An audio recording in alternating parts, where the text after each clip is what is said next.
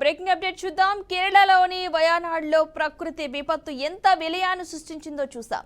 దాదాపు 400 మంది మృత్యువాత పడ్డారు, వందలాది మంది గల్లంతయ్యారు. అయితే ఈ పెను విపత్తును కొన్ని ఏనుగులు ముందే పసిగట్టాయి.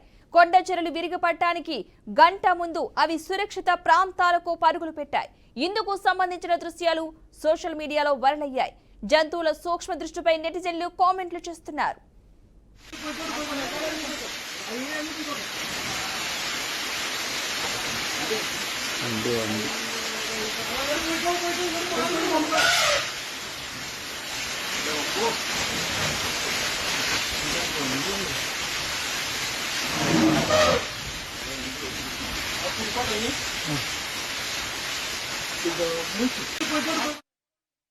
కేరళలోని వయనాడ్లో ప్రకృతి విపత్తు ఎంత విలయాన్ని సృష్టించిందో చూసాం. దాదాపు 400 మంది మృత్యువాత పడ్డారు, వందలాది మంది గల్లంతయ్యారు. అయితే ఈ పెను విపత్తును కొన్ని ఏనుగులు ముందే పసిగట్టాయి.